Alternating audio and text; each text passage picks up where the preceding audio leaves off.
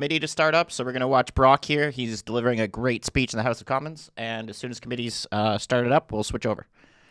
Demonstrations, even when they are peaceful and lawful.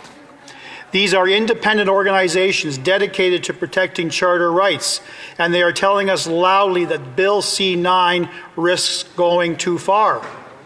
As you've heard by way of questioning to the Minister, the removal of Attorney General consent for hate propaganda charges.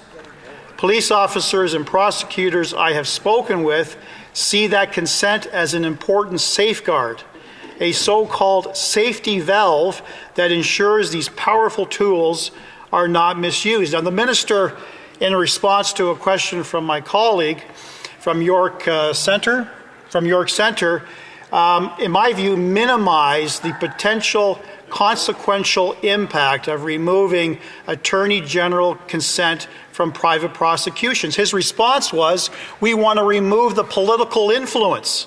As a former member of the Attorney General's office in the province of Ontario, I'm rather offended by that, because he is indicating that my boss at that time, the provincial attorney... Okay, committee's on. We are switching over. I hate to interrupt Brock. He's a great MP. These pillars of our society are not only who we are, they also unite us, shape our identity, drive our economy, and inspires pride and innovation. Indeed, when we invest in Canadian creativity, in our cultural industries, in sharing our stories in the digital age, in showcasing our natural heritage, or in promoting and respecting inclusion and diversity, we are investing in a strong, united, and resilient Canadian identity.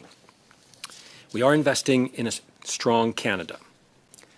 To achieve this priority objective, our government has quickly taken action in several areas of activity, including culture. The digital age is profoundly transforming our society, and in the cultural, media, and information sectors in particular, technology is evolving at an incredible pace. At the Mondiacult conference, which will be held in Barcelona in a few days, we'll have the opportunity to discuss how emerging technologies are transforming and can support the cultural sector. Indeed, this evolution brings challenges, but also immense opportunities, both domestically and internationally. In Canada, we've chosen a balanced approach that fosters innovation while protecting the rights of artists and rights holders. We underscored this last June in the G7 Leaders' Declaration on Artificial Intelligence for Prosperity. Par ailleurs, la mise en œuvre de nos lois historiques, que sont la loi... The implementation of historic legislation, Online News Act and the Online Streaming Act, continues, as does our commitment to fight disinformation and to strengthen local news. Unbiased and timely life-saving information is essential. That's why we are committed to supporting strong, independent newsroom across the country, with the strengthening of CBC Radio-Canada as a key priority. Now more than ever, we must remain firm in supporting our own creators and promoting Canadian content. We promised Canadians a strong public broadcaster and better access to local news, and that is what we're focusing on.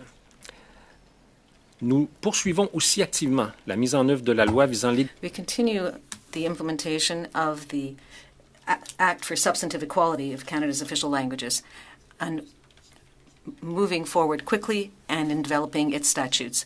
This is historic legislation. It's very important to contribute to protect and promote the wealth of our language heritage. Our two official languages are not just a cultural source of wealth. They are also a major economic opportunity, opening doors to international trade and facilitating relations between our provinces and territories. As we defend French and our culture, we invest in the prosperity of our communities. I would also like to say that it's important to have the One Canada Pass, Strengthen Canada Pass. It's a summer initiative of our new government which made concrete a key commitment of our campaign, helping families choose Canada this summer and discover or rediscover the natural and cultural wealth that are the strength of our country, while supporting local economies across our territory. Its popularity and our emblematic locations' popularity have shown the unity and the pride that exist in this country. Parks Canada, one of the main guardians of our natural treasures, is the example of this pride. Identity, uniting Canadians through powerful stories and iconic landscapes, fostering a deep sense of pride. They connect us not only to Canada's history and environment, but also to one another, reinforcing the values and experiences that define us as Canadians. With decades of experience working with partners, Parks Canada supports Indigenous self-determination, cultural continuity, and socio-economic well-being. Indigenous-led programs expose millions of visitors to the culture, wisdom, and practices of diverse Indigenous communities. With more than 200 sites, I'm almost done, Madam Chair. With more than 200 sites across every province and territory, in urban, rural, and northern communities, Parks Canada plays a vital role in supporting local prosperity. These treasured places are powerful economic engines that drive tourism, create jobs, and strengthen communities' well-being. With 24 million visitors helping generate $4 billion in GDP annually and spending the equivalent of more than $11 million every day in communities across the country. Nous avons le plus beau pays du monde. Et nous avons raison We have the most beautiful country in the world, and we have every reason to be proud of it. Our riches are assets to protect and to enhance, to build our country and to build the world in which we wish to live. Thank you for your attention. I'm ready to take your questions. First, to Mrs. Thomas for 6 minutes. Thank you. Minister Travis Danraj was employed by the CBC as a news broadcaster, and this summer he launched a human rights complaint against the CBC, alleging that they had created what he calls a toxic work environment. He says that he faced discrimination, bullying, and harassment as a person of color. In an email that he sent out announcing his new podcast, he stated, and I'll quote, "To be honest, this has been the hardest period of my life. What happened at CBC really broke me," end quote. Minister, according to the Government of Canada's own website, the CBC is a Crown corporation that operates at an arm's length from government, but it is ultimately accountable to Parliament through the responsible minister, which in this case would be you. Have you reached out to the CEO of the CBC regarding this situation and the toxic work environment that is being accused there? Merci pour la question. Donc, comme vous l'avez... Thank you for the question. As you said, first of all, I deplore what happened to this employee of CBC. As a government, we expect that all government-related organizations create a healthy work environment for everyone. The government role is not to get mixed into the daily operations and management of the organization. That is in the purview of the organization, in this case the public broadcaster, who also has a board of directors. Our role is to ensure that the public broadcaster plays its role and represents the values and Canadian culture. To get into the nitty-gritty day-to-day, but this is not the first employee that's come forward with concerns. There's been numerous of concerns brought forward with regards to the toxic culture that exists at the CBC. Ultimately, you are responsible for having appointed the CEO, and she does answer to you as the minister. You have the ability to move her out should that be needed. Have you had a conversation with the CEO with regards to the toxic culture that exists there? Comme vous le savez probablement, la nouvelle... As you may know, the new CEO has been on the job since, 6 months? So since last December. I have had the pleasure of meeting her once since I have come to this job, and I imagine since she's on the job. And as I've repeated, our expectations as a government are, whether it be CBC Radio-Canada or any other Crown corporation or department, everything must be done. I'm going to take that as a no, and I think that's incredibly shameful that as a minister you wouldn't take enough interest in the well-being. You asked me if I met her, and I said I did. To pick up the phone and just have a conversation with the CEO and figure out what the heck's going on there. I share my time with my colleague Carrie Diot. Mr. Minister, I heard you say that you believe in the principles of diversity and inclusion, correct? Oui, c'est exact. Okay. Yes, that's correct. One of the core stated responsibilities of your Heritage Ministry department is diversity and inclusion, and yet Travis Danraj said he was used as a token of diversity. And in his own blunt words, and I will repeat his blunt words, the CBC didn't get the brown guy that they thought they were going to get, end quote. He said he discovered this when he tried to be inclusive of conservative news views on his show, Conservative Views. So what steps have you personally taken to address these systemic issues? Je pense qu'il faut faire très attention en tant que parlementaire. I think you have to be careful about not taking one event or several isolated events and then generalizing from there. If you look at what's being done at the public broadcaster on radio, on TV, in recent years, there have been considerable efforts made for diversity and inclusion. Is it perfect? No. I don't think anybody is perfect in this area. I think there have been significant improvements, and this is certainly going to be part of the conversations which I will be having with the new CEO of CBC to know how we can continue to improve, how can the public broadcaster continue to improve in this matter.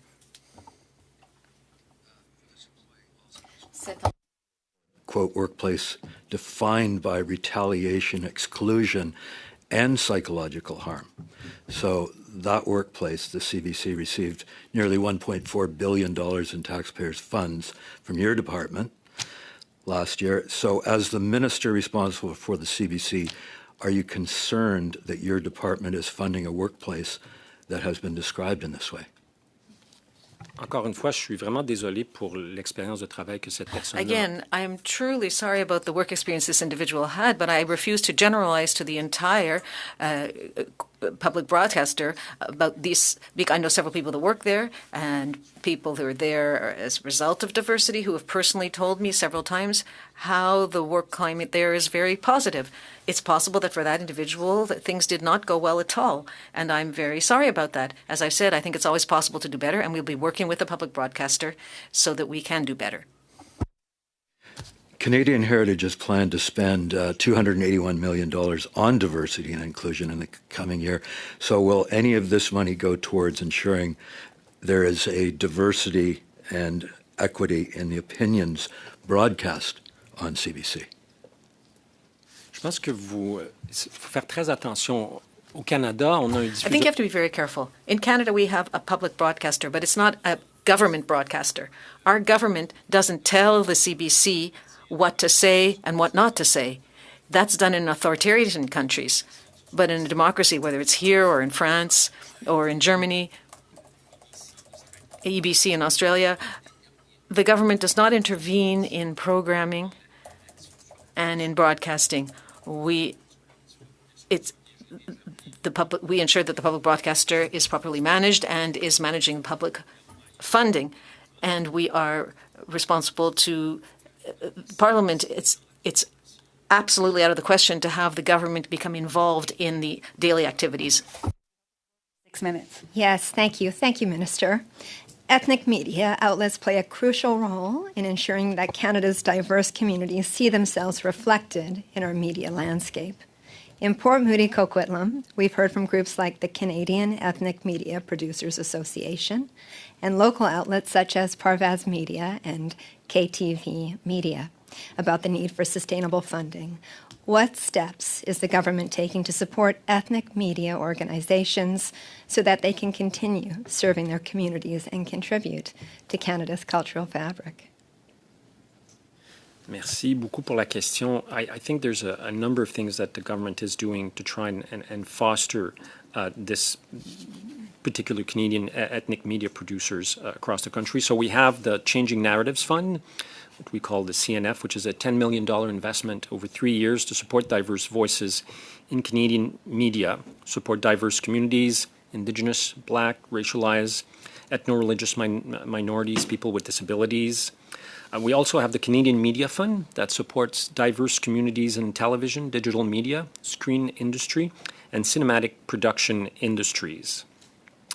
In fact, the CNF is a stream of the CMF, so the Changing Narratives Fund is under the Canadian Media Fund. Prioritize projects that foster the development of an inclusion audiovisual sector. We also have the Local Journalism Initiative that supports diverse communities in written press, community radio, community television, and online news services. It's delivered by a non-for-profit organization to protect the independence of the press, so the government doesn't decide who gets money through that. And there's a priority to hiring diverse journalistic representation. And finally, the last example I would give is the collective initiatives component of the Canada Periodical Fund that supports diverse communities in the magazine and newspaper industries. Merci. Thank you very much. In 2012, in my riding of Port Moody, Coquitlam, Amanda Todd, a young 13-year-old teenager, tragically lost her life after relentless cyberbullying and non-consensual distribution of her private images. Her story is a powerful reminder of the devastating consequences of online exploitation. Today, with the rise of AI-generated deepfakes, women and marginalized groups are being disproportionately targeted. What can our government do to ensure stronger protections and supports for those most vulnerable to these evolving forms of online sexual exploitation? As a father of 3 girls, my heart goes out to Amanda's family, and what happened to her should never happen to anyone. Online safety is certainly about protecting kids, but it's obviously more than that. So we're committing to making a criminal offense to distribute non-consensual sexual deepfakes and increase penalties for the non-consensual distribution of intimate images. By strengthening the criminal code, I believe, as we're speaking, in fact, my colleague, Minister Fraser, is in the House of Commons, speaking on his new bill C9. And in terms of platforms, we've made a commitment to combat online harms. I have myself worked on that during my first passage at Heritage between 2019 and 2021. Many of my colleagues have continued on that. We tabled a bill in last Parliament, C63, that was aimed not specifically at online harms, but also modernizing the criminal code.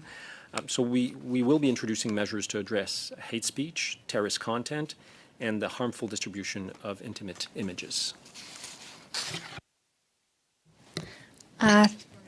Yes, thank you. I'll be sharing my time with MP Halsud. Merci.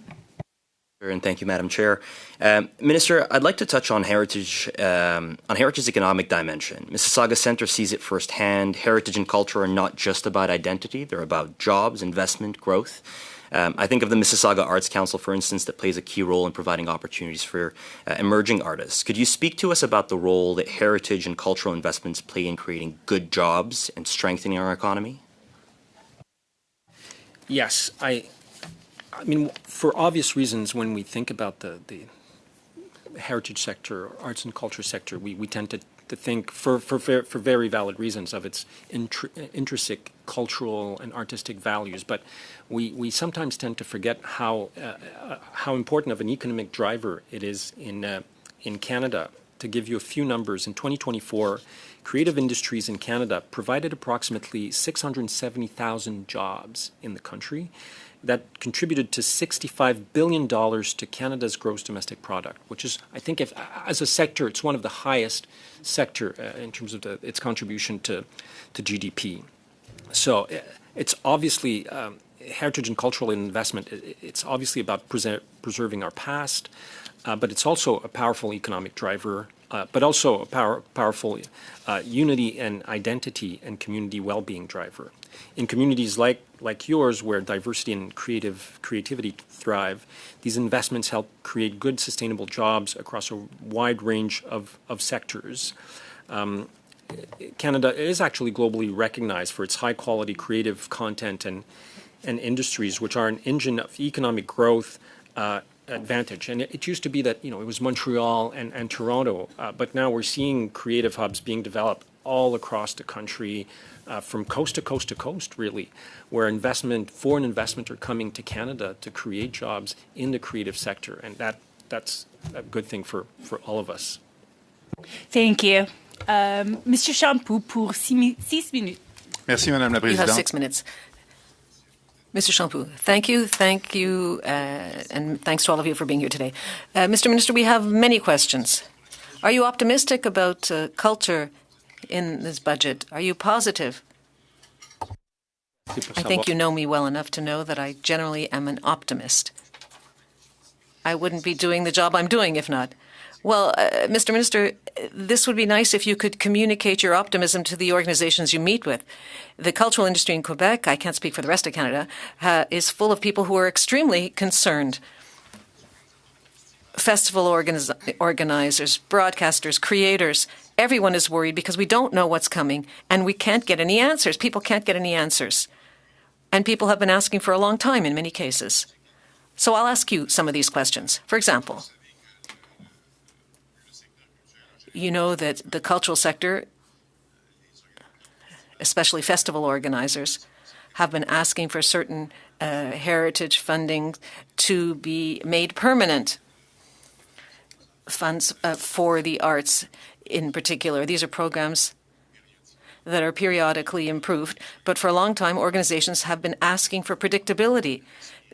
They want to be able to breathe and not waste time having to constantly apply to obtain the budget increases that are necessary to have these main events and festivals operate. Can you tell us that this is going to be resolved and that they're going to receive the budget on an ongoing basis every year? Thank you for the question, Mr. Champoux. I've met on several occasions several of the same people that you have met with. In your question, you stated that the two heritage funds have been improved occasionally. Those are your words. We did, in fact, improve these funds on several occasions. If we're looking at 2015 to 2024, the budget for arts and culture at the federal government level has doubled. If you look at the Council for the Arts and various heritage departments, I think that governments know and organizations know that our government has been there for them. We have implemented, we've increased budgets, but can I guarantee anything? No, I'm not Minister of Finance. But that's everyone's concern because you put this in your electoral platform. This spring, you talked about increasing the funding for granting organizations such as the Canada Council, the NFB. They need to hear that it's going to be in the budget. It was in your elections platform. Isn't that a promise, a commitment? We will all discover what the budget is going to contain on November the 4th. The commitment is to make the investments in the course of the mandate, not necessarily the first year. Maybe there were things that will be done the first year. But again, people in the sector know, and I think there were people that touched me very much who said that they were glad to see me back at what was called Heritage Canada at the time. I think we have a good relationship with cultural groups, and I understand that they are making the demands that they're making. Well, you know, they've been struggling for so long. Does this mean it's going to be resolved? Well, doubling funding over 10 years, that's not a minor ask. But again, it's fine to increase funding that had been cut by previous government. That's good, but perhaps what they're asking for is to do this on an ongoing basis, on a permanent basis, to not have to keep coming back and lobby and spend all their time doing this rather than being able to actually organize events and production. You talked about newsrooms also. You talked about increasing the budget at CBC and Radio-Canada to improve news coverage, especially in the regions. We're all in favor of that, as you know.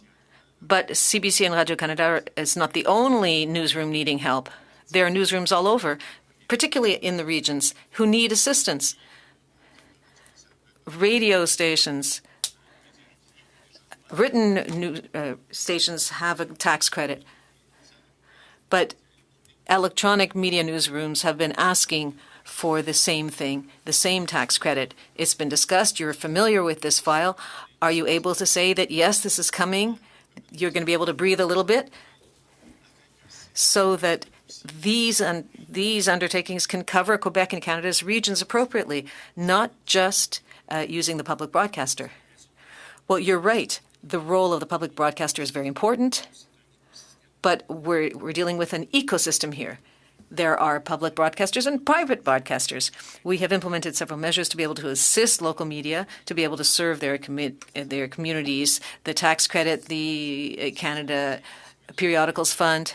But the tax credit for newsrooms, for radio and television, is that also coming? $100 million with Google. We're trying to see what we can do, if there's anything more we can do for the media sector, including private broadcasters. As I was saying earlier, we're going to see what comes in the budget. So in other words, you're not able to say them that, yes, this is coming. No minister is ever going to be able to say that there's going to be a guaranteed budget. We don't know. Do you have your mandate letter? Yes, it's public. Can you say that in that mandate letter there is anything that you're going to be able to tick off as of this fall? The mandate letter is the same for all ministers. It's public. The team and I myself are working so as to be able to, as you say, tick off as many boxes as possible. But we can't do everything in 1 year. It's not possible. We are undertaking to do this during the course of the government's mandate. Thank you. Your time is up. Over to you for 5 minutes. An organization called Cult MTL. It's a self-proclaimed politically left tabloid that exists online, and the Heritage Department deems it as, quote, journalism. They've given them a grant to that effect. It was given in 2024-2025. On September 11th, the day after Charlie Kirk's assassination, this organization released an article titled "To Hell with Charlie Kirk." And the article makes light of his assassination and then ends with these words, "You reap what you sow." Now, I'm an advocate for free speech, so as much as I find these words disgusting, I'll defend their right to say them. However, what I do find indefensible is the fact that Canadian tax dollars were used in order to propagate this type of material. Do you believe that that's wrong as well? Honnêtement, j'ai vérifié avec la sous-ministre. Honestly, I checked with the Deputy Minister. We have not been made aware of this. I can undertake to quickly look into this with the department and see what, in fact, was printed in this newspaper, and we'll come back to you and convey this to all of the members of the committee. The article here with me, so I could give it to you here today. Would you cut the funding to this organization, or would you continue to support this type of thought that is being put out there? Sous toute réserve de vérification que le député. Subject, of course, to any verifications that the department and I myself may do. Hate and spreading hate has no place in the public discourse in Canada, and we have legislation to that effect. As I said previously, we are not aware of what was written in this case, but we will make the necessary verifications. Example of such actions that have been taken, and it's actually Canada's Special Representative on Combating Islamophobia co-founded an organization called the Anti-Hate Network. Now, they've been funded by your department to the tune of almost $1 million. And a portion of this money was used to hire what they're calling, quote, an investigative journalist. And what they're asking this person to do is find stories about what they're calling far-right groups and individuals. And a part of their definition of those that would fall within this group includes Catholics and people who identify as pro-life. Now, this investigative journalist would then go find stories or write stories and then give them to the mainstream media in order to get the narrative out there further. Now, as you can imagine, something like this only serves to divide people.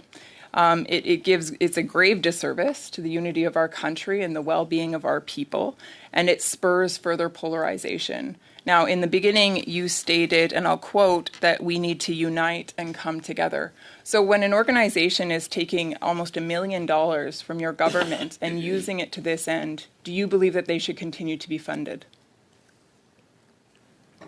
Comme je l'ai dit, effectivement, notre rôle. As I've said, our role as a government and as members of parliament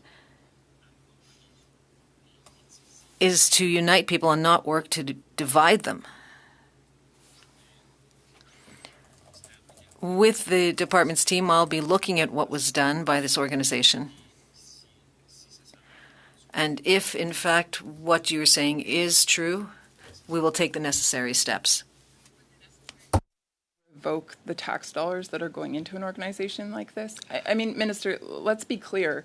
You're collecting tax dollars from people all across the country with all sorts of beliefs, from all sorts of backgrounds. And those dollars are being used towards an organization that's actually furthering or spurring greater polarization and arguably hate in this country by choosing to pick on certain groups of people. Minister, is that type of behavior excusable? Should we continue to use public dollars for that type of conduct? C'est arrivé dans le passé que nous ayons retiré du financement des organisations. In the past, we have withdrawn funding from organizations which did not act in keeping with the federal government's values. We will examine this particular case, and if it turns out that the organization does not deserve to continue receiving government funding, the funding will be withdrawn. To hearing from you, I hope on the record, as to your decisions with regards to both these organizations, CULT, MTL, as well as the Anti-Hate Network. Minister, you did say that you had a welcome meeting with the CEO of the CBC. I'm just curious, to be clear, you did not at all bring up with her the workplace culture at the CBC and the fact that there are significant complaints and numerous complaints with regards to it being toxic in nature. That did not come up in your meeting with the CEO. I'm sorry, there's no time for that response. You're out of time. Mrs. Thomas, perhaps you can... because you gave everyone else an additional 20 to 30 seconds. You had an extra 20 to 30 seconds in the first round, and now we're into the second round, and I'm trying to be more cognizant of everybody's time. So we'll go to Mr. Alsuit, sorry. Chair, and thank you once again, Minister, for being with us today. I know it means a lot to the members of this committee and to the millions of Canadians tuning in on CPAC right now. Minister, we often hear about the challenges facing Canada. We heard polarization just a moment ago, but I think Canadian heritage is uniquely placed to bringing people together. I know that's something that we share as a belief. I see this daily in Mississauga Centre. Can you highlight how the department is using culture, sport, and commemoration programs to strengthen national pride, unity, and reconciliation at a time when Canadians need it most? Merci, Monsieur Alsaoud. Je vais me permettre de vous parler. Thank you, Mr. Alsaoud. I will speak French to you because you speak French very well. You're absolutely right. The department and related organizations can play a very important role in these matters in terms of pride and unity and even reconciliation. Few people know this, but Heritage is responsible for implementing the Indigenous Languages Act. The commissioners and directors, the Indigenous Languages Commissioner reports to Heritage. I was minister at the time, and we had the Act for the Day of Truth and Reconciliation, which we will be celebrating tomorrow. But there are several department programs, such as digital citizenship. We are funding projects to help fight disinformation, including in diversified and marginalized communities. But there's also a role played by the National Film Board or Telefilm Canada, or the very important role of national museums and historic sites that are managed by Parks Canada, which contribute to keeping our stories alive or bringing them alive. Thank you, Minister. There are about 2.5 minutes left. I'd like to share my time with my colleague. Merci, Monsieur le Ministre. Thank you, Minister. I have a question for you. What are the main successes of the Strong Canada Pass, and do you plan to extend it for the coming months or next year? Thank you very much for that question.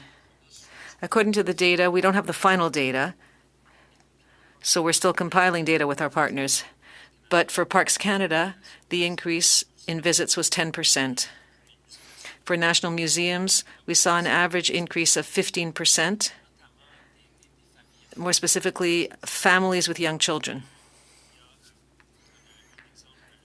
For example, the Winnipeg Human Rights Museum said 82% of people who used the pass were coming to the museum for the first time. So it was an important incentive to have people discover the museum. We saw a very clear engagement on the part of young people. 15,000 came to the History Museum, 7,000 came to the War Museum. 19% of the increase in visits to the Museum of Nature were aged 0 to 17. Recently, I was with my colleagues from the Departments of Culture in the provinces and territories in Regina. And provinces could participate, and almost all, with one exception, chose to participate. So provincial museums were also eligible for the program, the Canada Strong program. And there was a strong demand to have a similar program next year. So we'll be working with Heritage and Parks Canada on one side, but with a whole series of partners to try to be able to recreate that experience. Mr. Champoux, 2.5 minutes. Thank you very much, Madam Chair. Minister, if I can get back to the improved funding for CBC Radio-Canada. You promised to increase their budget by 150 million. Concretely, what are the requirements that you're going to attach to this increase? There are clear suggestions and proposals that were made by your predecessors, some of which were very interesting. What are the conditions that you're going to be attaching to this funding, should this funding occur? Thank you for the question. I'd like to point out that the $150 million, we were very specific in the platform. It was $150 million in the first year of the mandate. Me and the team are working very hard. I'm working very hard to try to make sure this promise comes to fruition. The document that Ms. Saint-Onge presented at the beginning of the year, I think it was in March, was a highly relevant document which is guiding my work on this matter. I only have 2.5 minutes. Are there conditions attached to the funding or not? Mr. Champoux, we're certainly going to be asking for a certain number of things, but you have to be careful because you're talking about a public broadcaster. How far can we go in what we're asking for? I think you could expect to see something about investments on local news across the country. I think this is a recurrent demand, and I think we'll have good news about that fairly soon. I'm going to change topics. The CRTC has been working on implementing C11 for quite some time, another bill that we worked on together during the beginning of our first mandates. But things are taking a long time.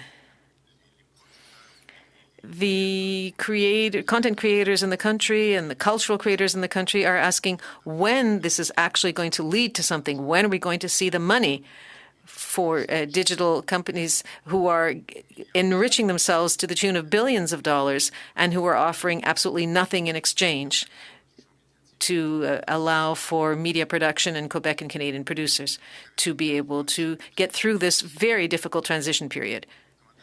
So how can we give them a bit of hope in a few seconds? Well, the CRTC is an independent organization.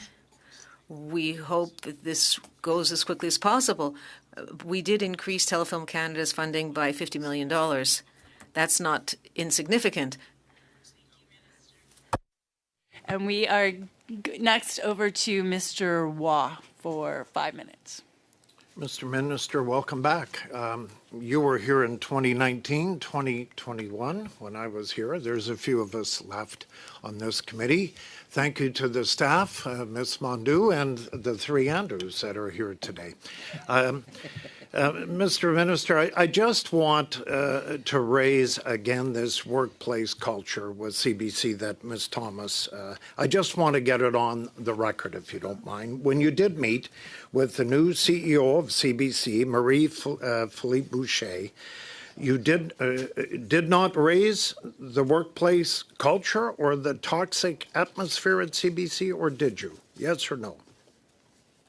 Madame Bouchard et moi avons parlé de plusieurs choses. Madame Bouchard and I spoke about several things, including the importance for the public broadcaster of being aligned with Canadian values, of course, as well as the values being defended by the Canadian government. You talk at all about the workplace culture that has all of a sudden percolated, if you don't mind me using that word, with the CBC recently? Je pense que là-dessus, on va devoir s'entendre sur le fait qu'on ne s'entend pas. Moi, je ne partage pas votre opinion. We have to agree to disagree. I don't agree that you can take a few isolated cases and generalize to the entire public broadcaster when it comes to the whole issue of the atmosphere at work and working conditions for thousands of employees at CBC. We can't take a few isolated examples and say that this is the way it is for everybody. I don't share your point of view. But where I do agree with you, I mean, it was on every... Médiatisé, mais ça ne yes, it's got a lot of media coverage. But that doesn't mean that the situation is generalized across the public broadcaster. That's where I don't agree with you and your colleague. I don't share that point of view. You share this, Minister, with the CBC. As you all know, the viewership is down, the revenue is down, and in fact, the trust is down. And the former CEO, when we had Ms. Tate here, actually agreed with the trust in CBC is down. The streaming platform subscriptions, we don't know where they are, but now your leader has promised another $150 million to CBC. How is this possible? I'll tell you what it is done in Western Canada. Okay, CKSA Lloydminster has served that community for 60 years. Stingray shut the station down because CBC's there now. And the same with CHAT Medicine Hat. 70 years in that community, television is gone. 70 years in Medicine Hat, gone. So while you say the public broadcaster is this and that, I want you to know the public broadcaster has crept in and has destroyed private media in this country. I gave you two examples here, 60 and 70 years. Your thoughts on that? How is this reasonable? Nous en avons parlé tout à l'heure avec votre collègue. We discussed this earlier with your colleague, Mr. Champoux. In Canada, and when I'm talking about traditional media, in Canada, as elsewhere, everywhere else in the world, or almost, is experiencing difficulties with the advent of the online platforms, with advertising budgets that have gone from local television and newspapers to the web giants. I think looking at a global problem and saying that it's Radio-Canada or CBC's fault, well, I just don't agree with that. And I see that people across the country are saying, we want CBC here in our community. I've heard that across the country. They hide the numbers of GEM. You know, there was an ATIP on CBC this summer asking just, how many subscriptions do you have to GEM? Oh, we can't tell you that because it wouldn't be fair to our competitors. Crave, which is owned by Bell Media, actually has 3.8 million subscribers in this country. And yet, for CBC GEM, we can't share it. There's free subscriptions, and then there's the paid, $5.99 a month, I think. So is that fair when you say, you know, the public broadcaster is hiding when they're asked? We'd like to know how much money is put into GEM. How many viewers? It might be, Minister, that GEM is useless and it should have been torched a long time ago. So when they're covering up, as a former broadcaster, when I see them, oh, we can't tell you, then I know there's red flags with the corporation. I know that for sure. And in Ontario, I'll just tell you, 0.35% of the streaming market in Ontario participated in CBC GEM. That's not even 1% of the province of Ontario. So that tells me little or no participation in this country on GEM, whether it's free or subscription-wise. Thank you, Mr. Waugh. That's your time, and we'll move over to Mr. Miles for 5 minutes. Merci beaucoup, Monsieur le Ministre, d'être ici avec nous. Thank you very much, and thanks for being here with us. I have a question. This is something that's been of interest to me. With digital services,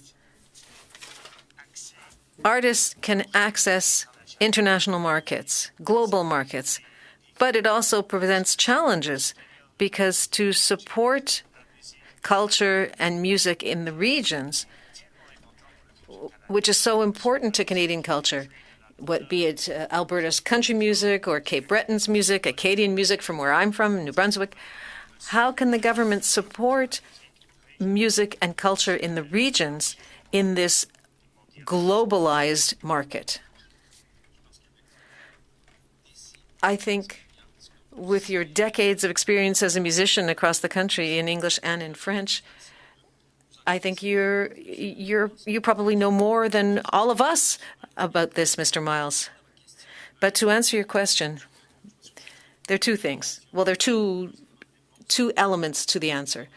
First of all, how does our government support local and regional arts industries and musicians and artists, and how does Canada support these in the global market? So Canada's presentation for the Arts Fund helps to support organizations who help present professional artistic series or festivals. We support organizations such as Tohu or the Festival des Transamériques, the Sherbrooke Festival, Vancouver Fringe Festival.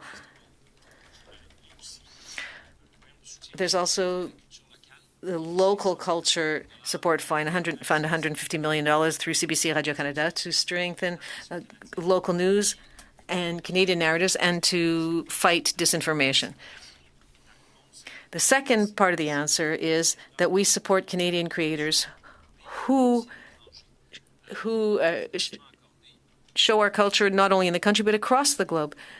There's Canada Council for the Arts, Telefilm, National Film Board, the Media Fund. There's also Creative Canada Exports, which is focused on exports. So that's accountable to the department. One is for export ready and the other is export development. So for things that are just starting up and organizations that want to extend their reach to the international markets. It's a very popular program. Small venues. We talk a lot about our big theaters, which are beautiful in Canada, Winspear, National Arts Centre, Dalhousie Arts Centre. In fact, I think the member and I were talking about this last week. No one shows up in those venues unless most of them have toured around the country in our small venues, whether it be performance spaces, creative spaces, bars, cafes. I'm wondering if there is a way for us to support the small venues for the next generation of talent, emerging artists, that build their skills the same way that we have hockey rinks around the country that help people become professionals. We won't have people at the NAC unless we find ways to support them as emerging artists. I wondered if there was ways the government can support that. Yeah, thank you for the question. I think there's two things that comes to mind. The first one is the Canada Arts Presentation Fund, and the second one is the Canada Culture Spaces Fund. So the second one is for upgrades, renovation, equipment, and planning, and this is it tends to be for smaller projects all across the country. So we're not talking like big $100 million project, but smaller project in communities. Let me give you a couple of quick examples.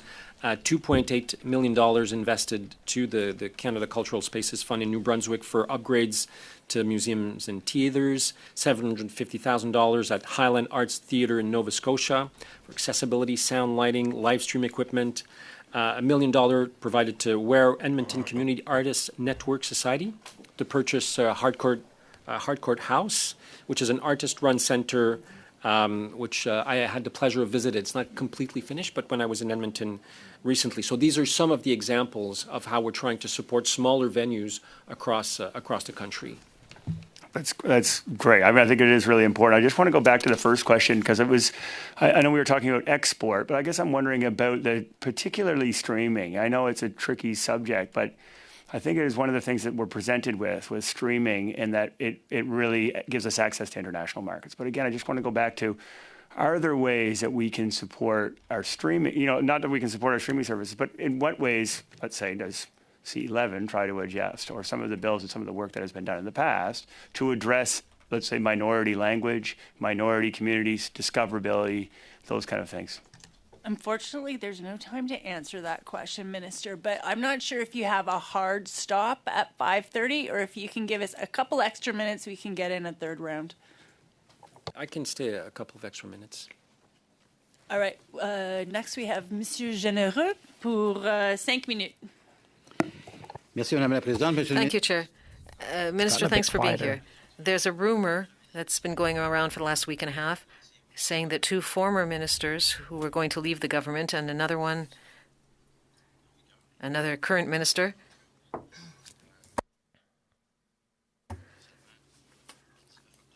who was perhaps waiting to October 19th. The interpreter did not catch the third name, but the other two, one to New York City and one to the Netherlands. Are you planning to leave after October 19th? I don't know about you, Mr. Généreux, but I like Star Trek. And one of the series, there's a race that's called the Ferengi. And they have a book that's their Bible. And in that book, there are rules. And one of the rules deals specifically with rumors. And it says, hear all, trust nothing. So I'm very happy where I am, and I have every intention of staying here. Very good. I'm happy to hear that. Today, we saw a complaint regarding the Official Languages Act by the FCFA. That the Languages Act is still not fully implemented 28 months after adoption, that not everything has been implemented. Do you have any response to the Fédération des communiqués francophones acadiennes du Canada? Yes, I met with them on several occasions. My team meets them monthly. In the next few weeks, we will be publishing at least 2 of the 3 statutes.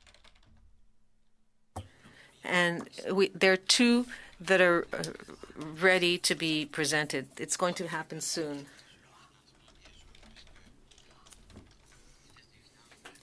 Mr. Champagne, the finance minister, has asked you for the next 3 years to cut 32.5% of your budgets. Have you decided where you're going to cut? I think it's 15% over 3 years. I think it can be done in different ways. I was talking about the media, Canada's Media Fund, the Telefilm Canada Fund.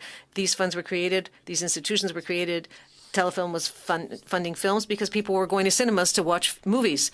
And there was a television fund because people watch TV at home. But now everybody's looking at things on their little screens, such as their phones. Do we need these organizations, or should we be pooling them together and then fund films, series, television?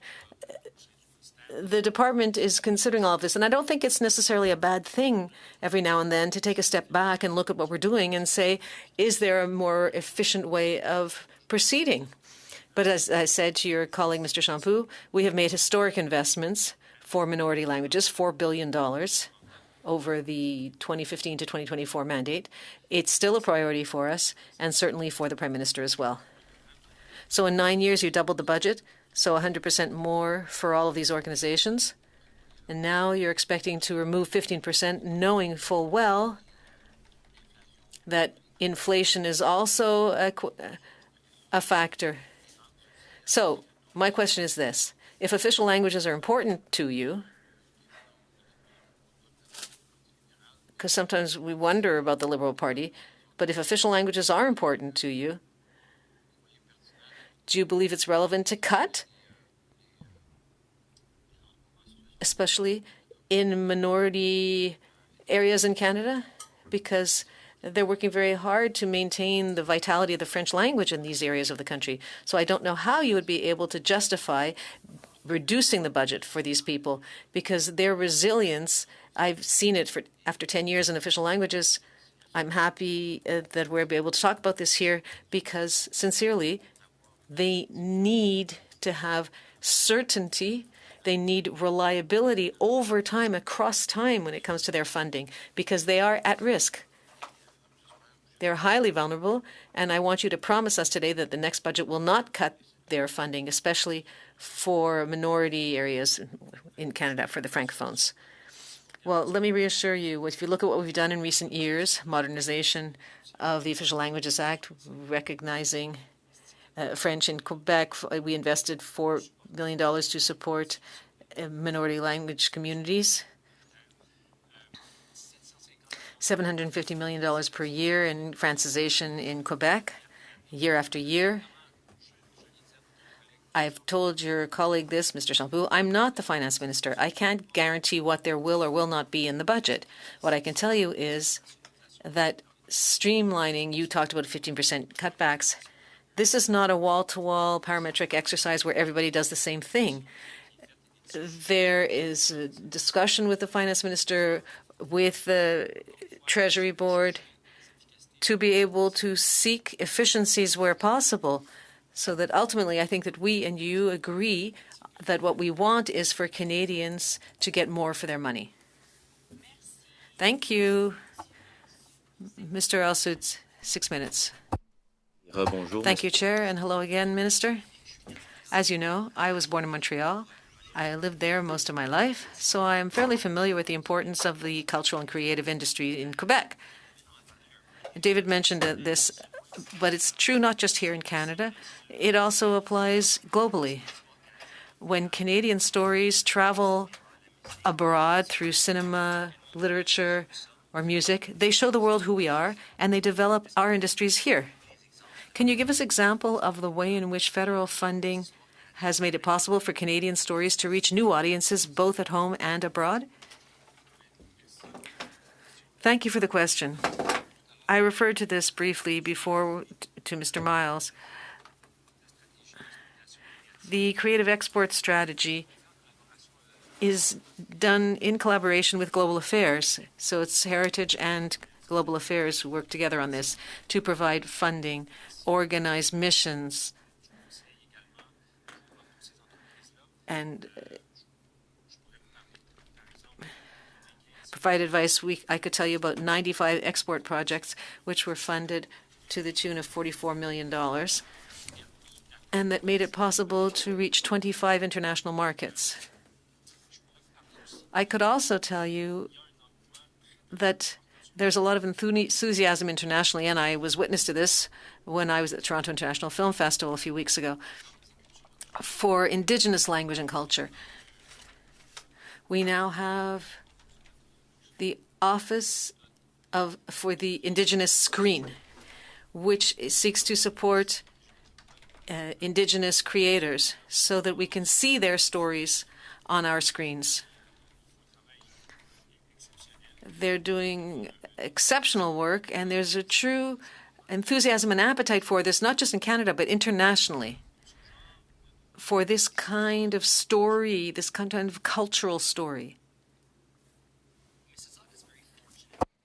Square, which has become a true cultural hub.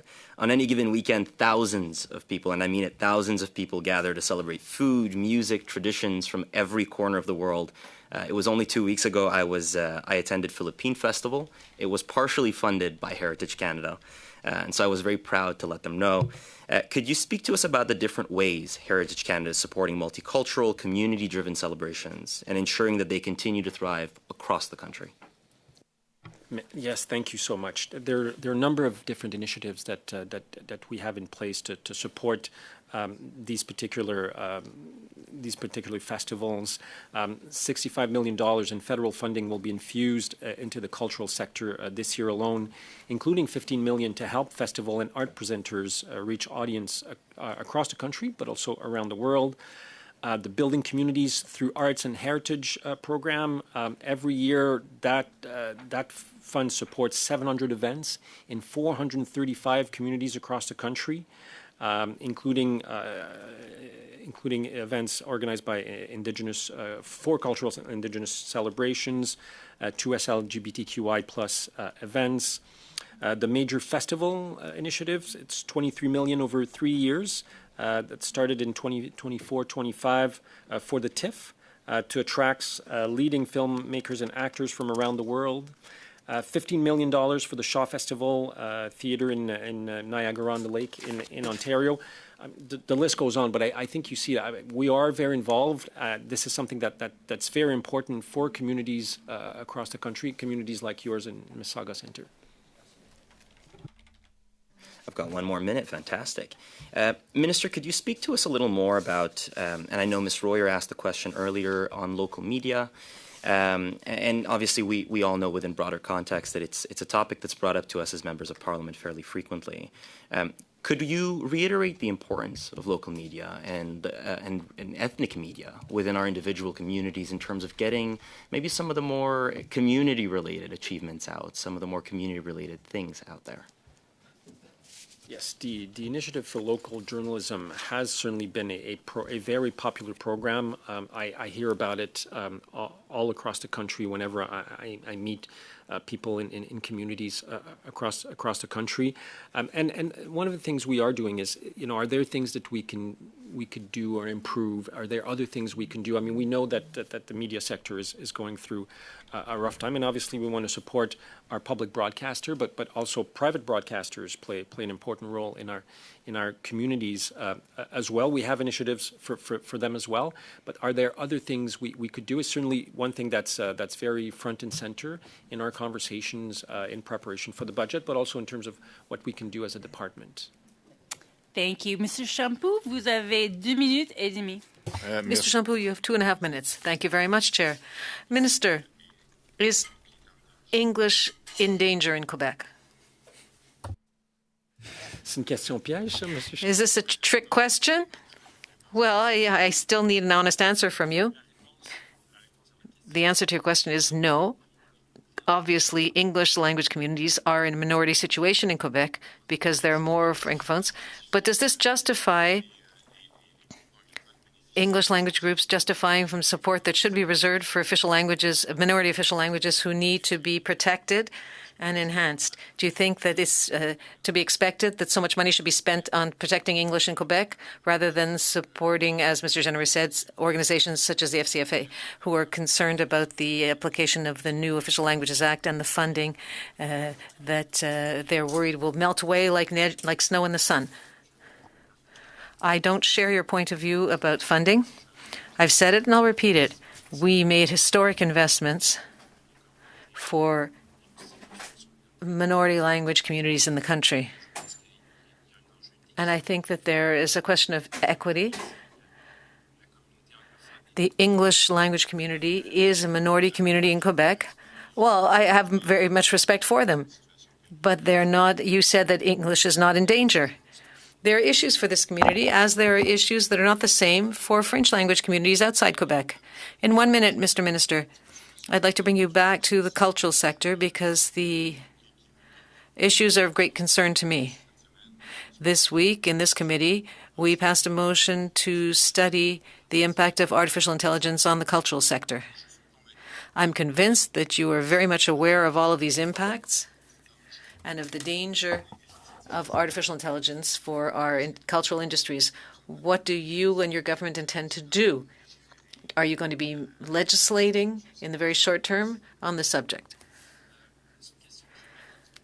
This is a question of great interest to me. My last book before I entered politics was on the whole question of artificial intelligence.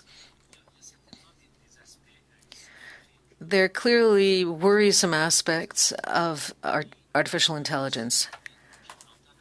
And as we've heard from creatives as well, is that there are opportunities as well. What we want to do as a government is optimize the benefits of AI for the population and for creators, as well as minimize the downsides. These are discussions that we're having with my colleagues, Minister responsible, Minister Joly as well, and the Minister of Heritage. We're all working together to see how we can do this, to find this balance. Thank you. Thank you for the little extra few seconds to have us receive a very important answer to such an important question. Thank you. Minister, thank you very much. Quick to respond to this committee's invitation and for giving us all of the time that you had available. We really appreciate your time. We're going to suspend for about 5 minutes so we can switch over, give you a chance to leave the room, and then we have the rest of our time with some of your officials to answer further questions. Thank you. Okay, we are going to swap over now. We're going to watch the Ethics Committee.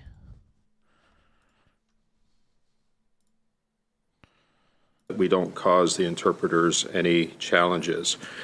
So I would like to welcome our first witness today as an individual on video conference, Mr. Ian Green, who is Professor Emeritus, the School of Public Policy and Administration at York University. Mr. Green, on behalf of the committee, I want to thank you for making yourself available today on such short notice. We're kind of in that sweet spot where we make a determination of what we're going to study and then trying to invite witnesses. In some cases, it's a short notice, but you, sir, have graciously given up your time today, and I invite you to address the committee for 5 minutes with an opening statement followed by questions. Go ahead, sir. Thank you very much. I'm honored to be asked to address you today. And Mr. Chair, I'm impressed by the scholarships that you're providing for students from your writing to study programs like political science. Thank you, sir.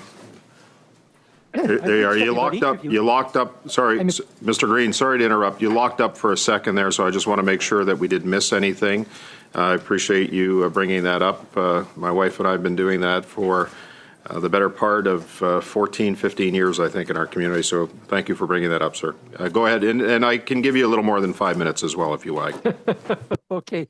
I'm impressed by the public service that every one of you has done. I see that one of you had experience with the Canadian military.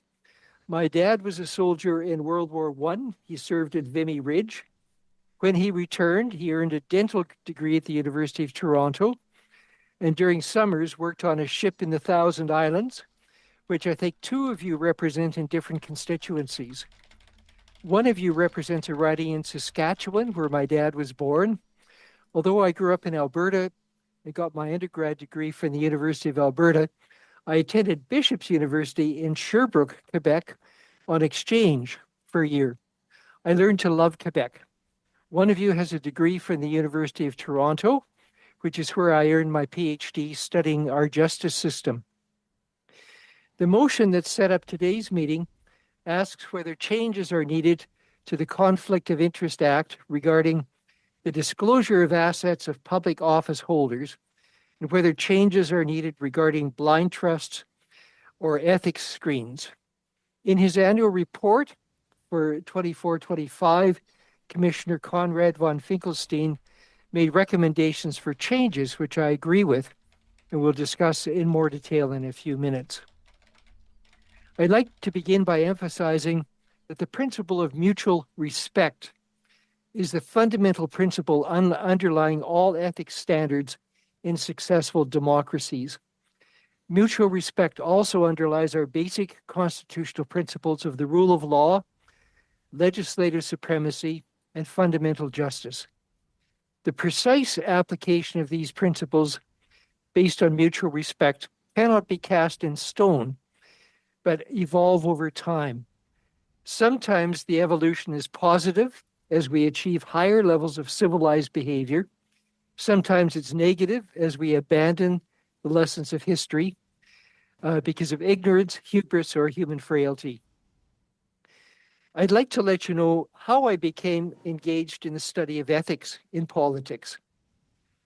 My interest in these subjects was kindled in 1968 when I was the campaign manager for Bob Thompson, who had jumped ship from the Social Credit Party to the Progressive Conservatives. My two qualifications for this job were that I had just finished the second year of a political science degree, and my dad was Bob's dentist. I was 20, too young to vote in those days, but not too young to learn about the challenges of ethics in politics. I spent at least 10% of my time as campaign manager trying to stop unethical behavior by either my campaign workers or those of other parties. In 1972, I was the assistant to an Alberta cabinet minister. He was the chair of an all-party legislative committee investigating whether discriminatory legislation aimed at the Hutterian Brethren could be legally or ethically justified. The committee concluded that discrimination could not be justified, and a liaison committee was set up to promote mutual respect. It worked.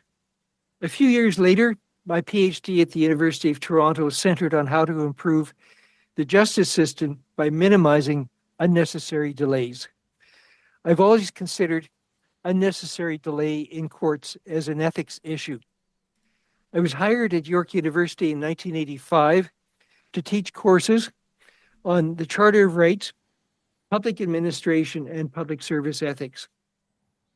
The late 1980s was a time of numerous political scandals, federally, provincially, and municipally in Canada, that I feared threatened our democracy.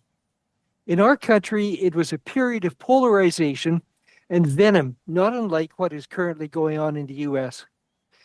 I conducted a study of media stories about conflicts of interest in federal, provincial, and municipal politics. I had to take breaks from my study because reading hundreds of media stories about conflicts of interest, I often felt sick. In 1987, the Ontario government appointed John Black-Aird, the former Lieutenant Governor, to investigate and report. He recommended the creation of Canada's first independent ethics commissioner. Aird wrote that most people in public life think they behave ethically, but they don't always understand ethical standards in the same way. He wrote that an independent ethics commissioner is necessary to clarify the standards and advise and support members of the legislative houses. After further research, I found that after the appointment of Ontario's Independent Ethics Commissioner in 1988, conflict of interest scandals in Ontario became stunningly less frequent. As well, MLAs eventually came to see the commissioner as a friend, someone who thought sound advice would keep them from making mistakes.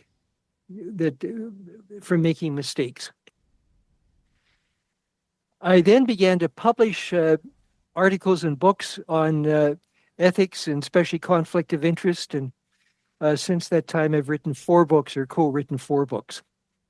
I found Ontario's model soon spread to all the other provinces, but Parliament was the last holdout. Part of the delay in creating ethics commissioners for the House of Commons and the Senate was caused by an attempt by the Chrétien government to create one commissioner for both chambers. Quite rightly, the Senate objected and held out for a separate commissioner. Finally, the Conflict of Interest Act for public office holders, as well as the Code of Conduct for MPs, came into effect in 2006. The Conflict of Interest Act and the Code of Conduct for MPs and the Senate Conflict of Interest regime have substantially reduced the incidence of conflict of interest scandals at the federal level. However, the incidence of conflict of interest scandals for federal cabinet ministers and MPs has been above the provincial level on a proportionate basis. 8 provinces require annual meetings between the ethics commissioner and individual members of provincial legislatures. According to my interviews with provincial ethics commissioners, these meetings are critical to prevent conflicts of interest. Required meetings occur in the Canadian Senate, and according to the former Senate ethics officer Jean Fournier, they are critical to the success of the Senate ethics regime. But conflict of interest scandals have continued to occur in the realm of Canadian cabinet ministers and MPs of all stripes. My analysis is that this is because compulsory annual meetings between individual cabinet ministers and MPs and someone in the office of the Conflict of Interest and Ethics Commissioner are not required, but are optional.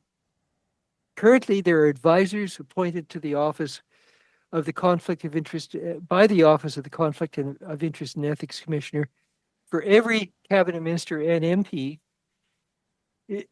Is this enough to prevent conflicts of interest, or should there be mandatory meetings between the advisor and MPs, including cabinet ministers? I think this is an important question that you should look into.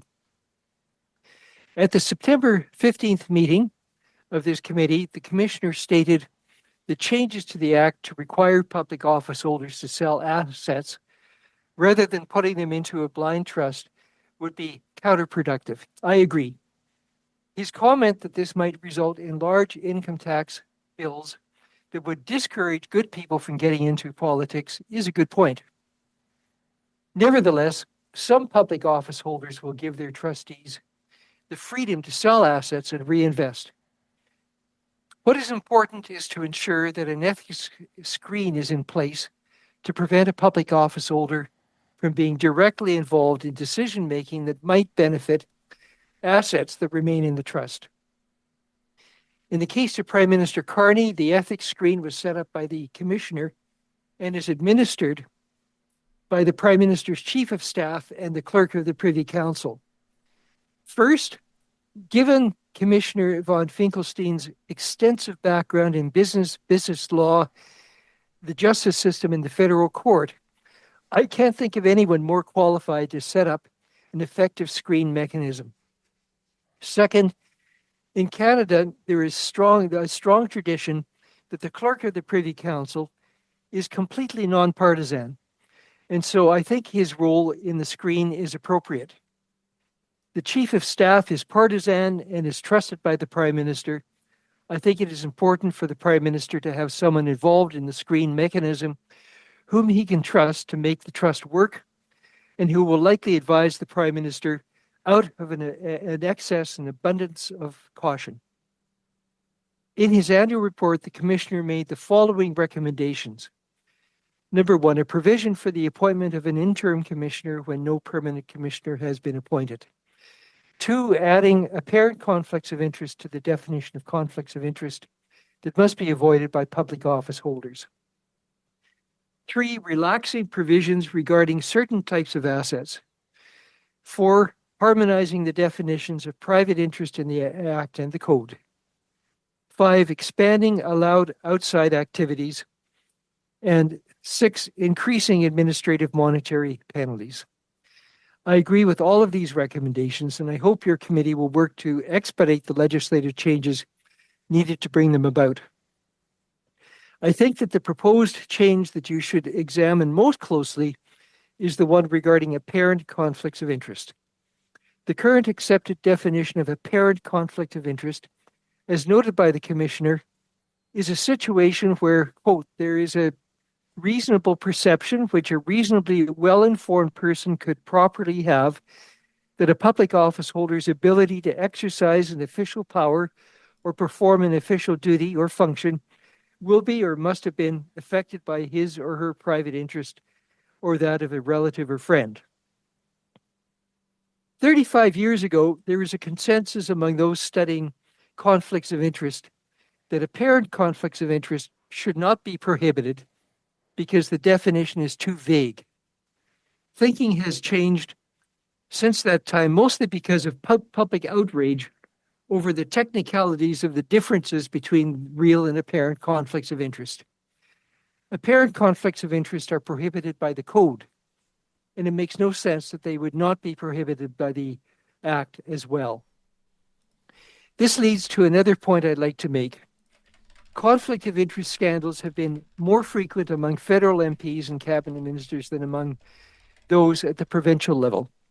I think this is primarily because in most provinces, elected members are required to meet with their ethics commissioners within 2 months of being elected and then on an annual basis after that. During my career, I've interviewed many of these commissioners, and they have all told me how important these meetings are to clarify the conflict of interest rules. The meetings also encourage elected members to consult the commissioner whenever they are unsure about a potential conflict of interest. For you, these meetings are optional, as I understand it. However, every MP and cabinet minister has an advisor appointed by the commissioner. I think it would be worthwhile looking into whether the advisor system needs to be beefed up in some way. Should in-person meetings with the advisors be made compulsory? In 1990 to 91, the Mulroney government established the Royal Commission on Electoral Reform and Party Financing. The commission did great work, including 12 volumes of research reports. I wrote a paper for the commission about how to determine the maximum amount allowed for individual and corporate donations to candidates and parties. Is it time for another Royal Commission to look into complex matters such as how to prevent apparent conflicts of interest, how to set up effective blind trusts, does this guy and ever how to stop? establish effective ethics get it. screens? Professor Green. Yeah, I'm skipping ahead. Professor Green, thanks very much for taking a moment to personalize your appearance today. I appreciate the connection to your father's military service and to the Thousand Islands region, where I have the honor to represent and, of course, have a kinship with your father through the opportunity that I've had to serve as well. I'd also just like to quickly observe the photo over your left shoulder. That's lovely. And while we've read about your background, I think that photo probably says more than I read in your biography about you. So I appreciate that very much, sir. I'd like to get through. I have 5 minutes remaining for questions, and so I'd like to get through 4 if I could. And on blind trusts, you mentioned that that if I could characterize it as a perception of inefficiency in having a designated public office holder sell their assets instead of placing them in a blind trust. The commissioner, during his appearance, which you're familiar with, said that the trustees generally don't sell what's placed into the trust. And so the public office holder knows exactly what went in. So is there an issue with not just the characterization of it being a blind trust, but also with the reality of them knowing and their advisors knowing and their cabinet colleagues and other officials knowing exactly what went in? Well, that's a very important question. And I have talked with former public office holders who, having very high ethical standards, have told their trustee, you can sell anything in my trust. I just don't want to know whether my assets are still in there or if they've changed. And then after he became free of being a public office holder, he was quite shocked at what had been sold and what he thought were the very poor decisions of the trustee about the replacements. So it's a chance that public office holders take. It's something that having these required divestments and the blind trust being one possibility in politics is only about 30 to 40 years old. We're experimenting. And this is why I think it might be good to have a major study of various different systems in Canada and other countries, and what works best, what needs to be changed. It's a complex issue. But I think if, once again, I think the focus is mostly on the screens that have been set up for Mark Carney, and will they work? Will they create problems? Only time will tell for that. Okay, Mr. Barrett. Sorry, Mr. Green. Mr. Barrett has a question. Okay.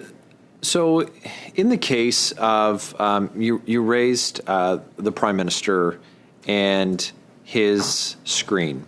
So during the most recent campaign, the Prime Minister said, and it was reported on, that he had crafted the Liberal Party platform.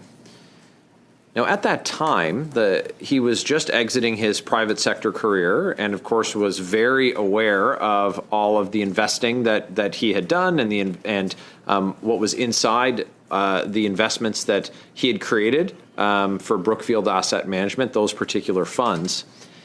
And at that time, the screens weren't in place yet, and so the timing of his Mr. Carney's election as leader of his party, his appointment as Prime Minister, and then the subsequent election campaign, that all took place before these measures had been taken.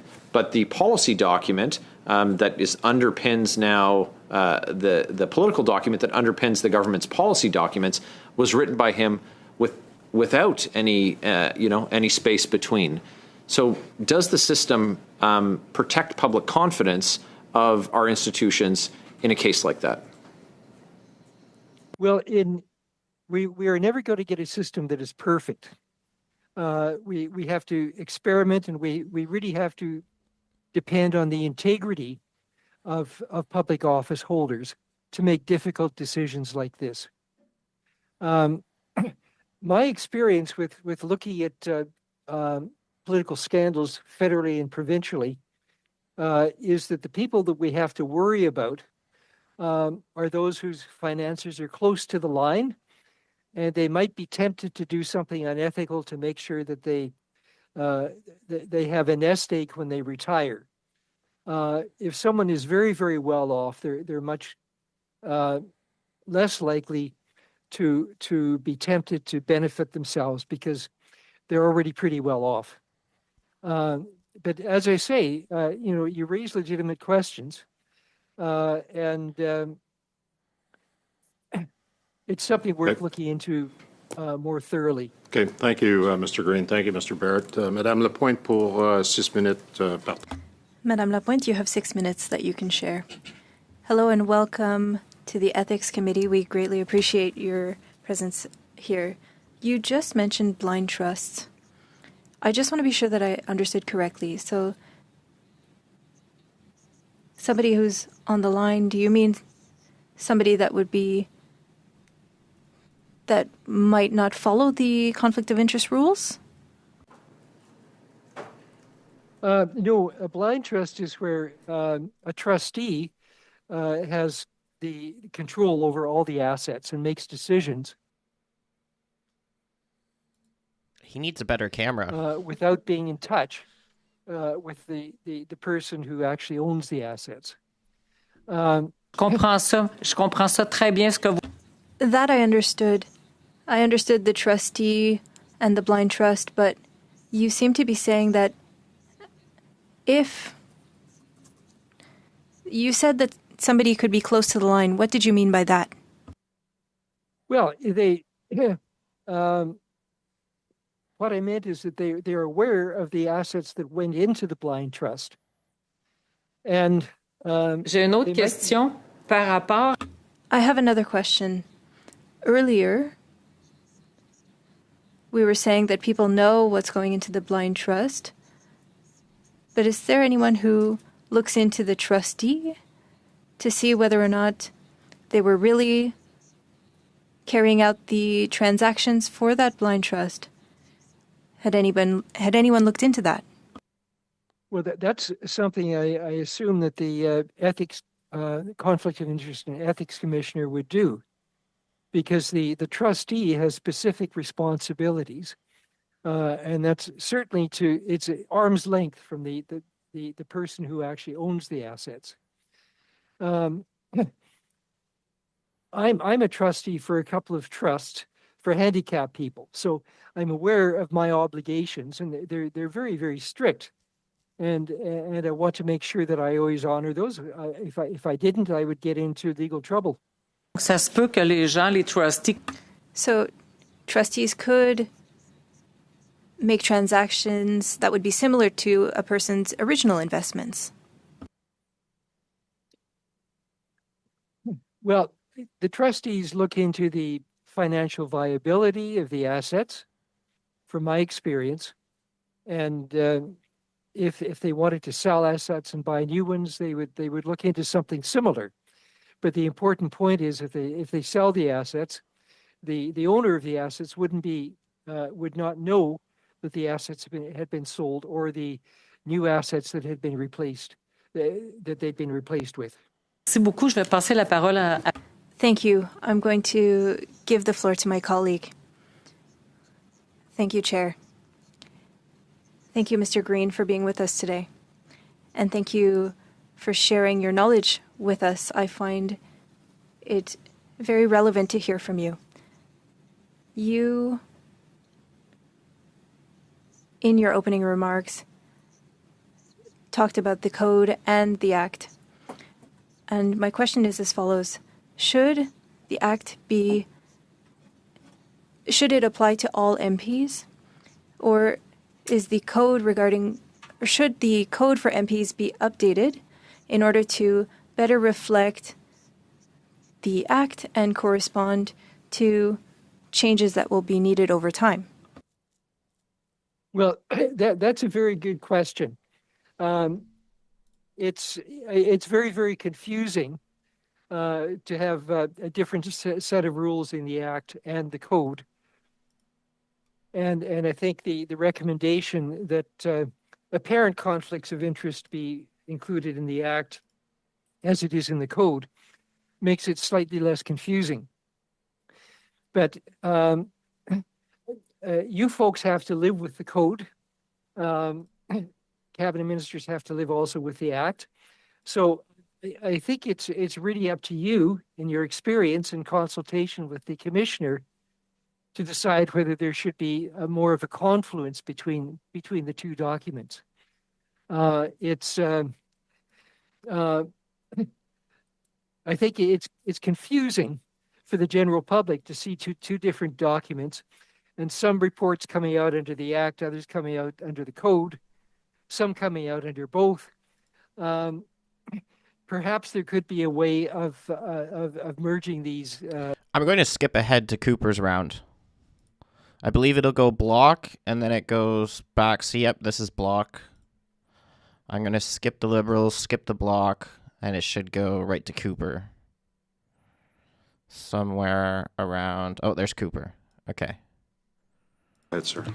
Thank you, Mr. Chair. Professor Green, I'd like to ask you some questions about ethics screens that can be set up by the Ethics Commissioner pursuant to Section 29 of the Act in respect of public office holders. At the end of your opening statement, you spoke of the importance of public confidence in the robustness of our ethics laws. And in that regard, there has been some criticism of ethics screens from the standpoint of transparency, insofar as they effectively enable a public office holder to get around the reporting requirements under Section 21 sub 1 of the Conflict of Interest Act, which requires a public office holder to publicly report each occasion that they recuse themselves to avoid a conflict of interest. I'd be interested in your thoughts.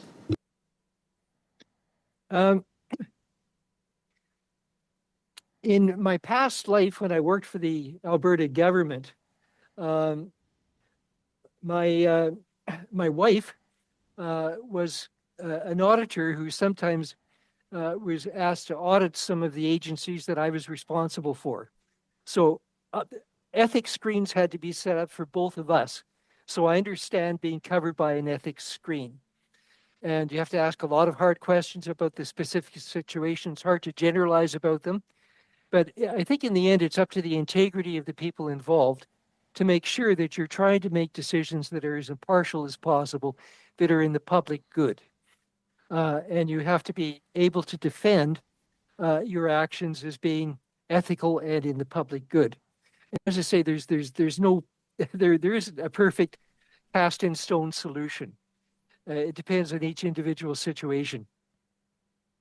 I think what you have said, or what I understand you to have said, is that we are, with respect to the Prime Minister's ethics screen, for example, to simply trust the Prime Minister, the Clerk of the Privy Council, and the Prime Minister's Chief of Staff, both of whom serve at the pleasure of the Prime Minister. Can you understand that many Canadians, from the standpoint of having confidence that the ethics screen is working, might find that wanting?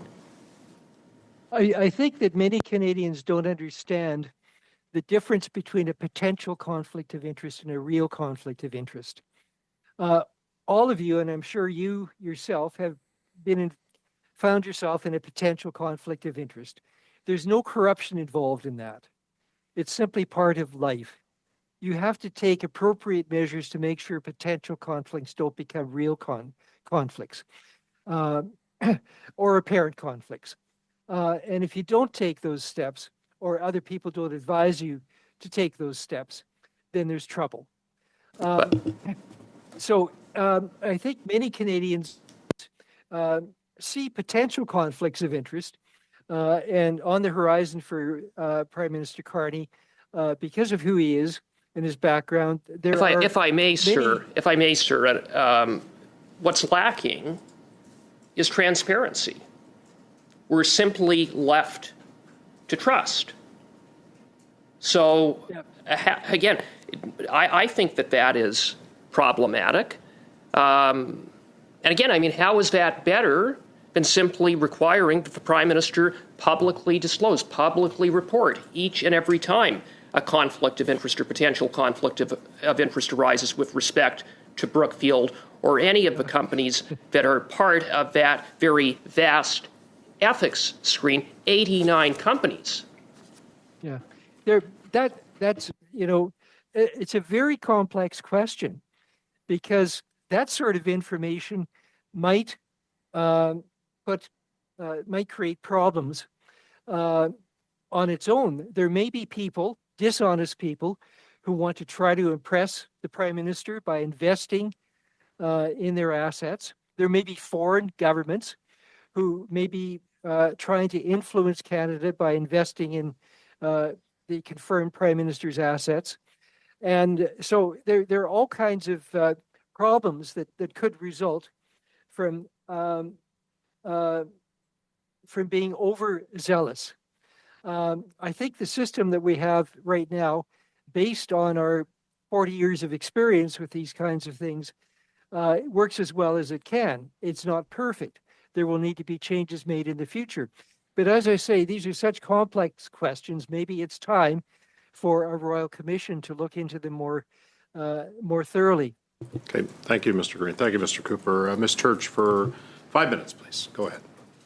Thank you, Mr. Chair. Dr. Green, thank you for being with us today. Oh, and thank you for... Okay, we're going to skip through her. I want to get back to, there's Bloc. Let's get back to Conservative. Really don't want to listen to that Liberal MP. Bloc. There we go. I actually don't mind this, guys. I've heard by him talk everyone, a few times. and are they enough? Quick response. Unfortunately, Mr. Green, go ahead. I still think that Bill C-5 could be considered a matter of general application. And I would not be convinced that there are potential conflicts of interest here. Thank you, Mr. Green. Monsieur Hardy, pour 5 minutes, s'il vous plaît. Commencez. Mr. Hardy, you have 5 minutes. Hello, Mr. Green. My question is, the democratic structure of the UK, Australia, are there any opportunities to look into those countries to inspire us regarding sanctions and transparency for ethical issues, or are there any other countries that you're aware of? It's always worthwhile looking at other countries. And the countries you mentioned have all learned from Canada. We were really at the forefront of improving standards of ethics in politics beginning in the late 1980s. But those countries have sometimes made advances beyond where we are. So it's, I know that ethics commissioners have their own network, including your ethics conflict of interest and ethics commissioner.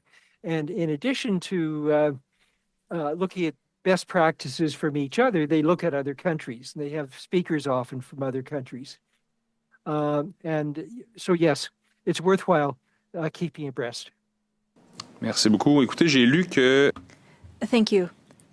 In the conflict of interest and lobbying rules, and they were improved. You said that they were improved since the 90s, but that there were still obvious shortcomings. And so in 2025, and in the case that's before us, with the Prime Minister having interests in hundreds of companies, what would be a priority, in your view, in 2025? How can we rebuild trust in our institutions? And how can we ensure that in the future we have control over this, over all potential situations? What we want to make sure is that there aren't conflict of interest scandals where there's a proven real conflict of interest.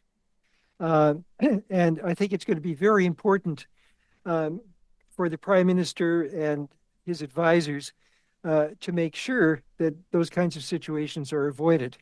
I think because of the ethics screens having been put in place for the Prime Minister, I think they will be avoided.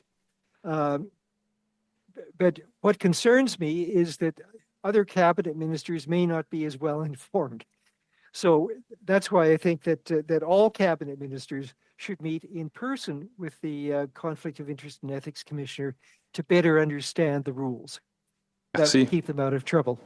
Merci beaucoup.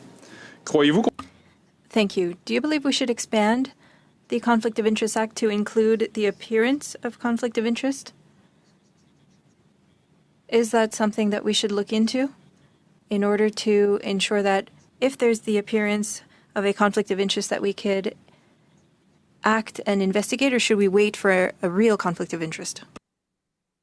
I think that the Ethics Commissioner should advise with regard to how elected MPs and cabinet ministers can avoid apparent conflict of interest as well as real conflict of interest.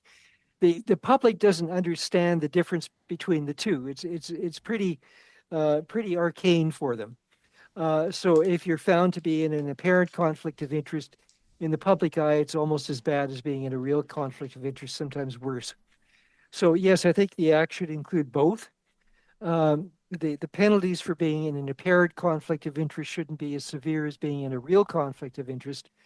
But I think all politicians need to make sure that they need to avoid those as well. But as I mentioned earlier, it's something I think your committee should look into. If the act is going to be amended to include apparent conflict of interest, how can this be done in the most effective way? Dernière question pour vous. Merci pour votre réponse. Thank you for your answer. My colleague was asking you this question earlier. If there's the appearance of conflict of interest, for example, with companies being impacted by federal decisions, the Commissioner of Ethics is the person who will say if there was a conflict or not. Do you believe that that person might be overwhelmed or have too much to look into and things might fall through the cracks? Do you think that this is something that could happen with the current structure with the Office of the Ethics Commissioner? We will need a quick response, please. Time. Go ahead. Well, the Ethics Commissioner has nearly 60 people to help with the various duties of the office. It's a very complex office. And I would rely on the annual reports of the Commissioner as to what changes might be helpful to make it work more effectively. Okay, thank you, Mr. Green. We're going to conclude today with Mr. Saini for 5 minutes.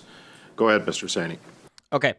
I'm going to call it there. That was pretty much all I wanted to see from this committee. And we're not going to miss anything with this freaking Yahoo. This guy is absolutely awful. Like he reminds me of Yip in the committees. I think he's probably worse than Yip. But yeah, we'll be live tomorrow. What do we got on the agenda? We got question period for sure. I think Chris, were you saying there was something, or am I? Isn't there? There's a lot of committees tomorrow. There's OGO in the afternoon. I know that, but wasn't there something in the morning that we wanted to watch? OGO tomorrow. Yeah. Sorry, I was looking at Parleview. I'll check the committees in the morning. I'm gonna check to see what is on the agenda for those. So we might be live in the morning. Definitely be live for question period, and definitely live after for OGO. So, anyway, we're going to call it here, and thanks everybody for watching. Also, Raven, thank you so much for the 10 bomb in the other stream. I forgot to shout that out at the end. Appreciate you gifting memberships. And I'll see you guys tomorrow. Anyway. Cheers, guys. See you.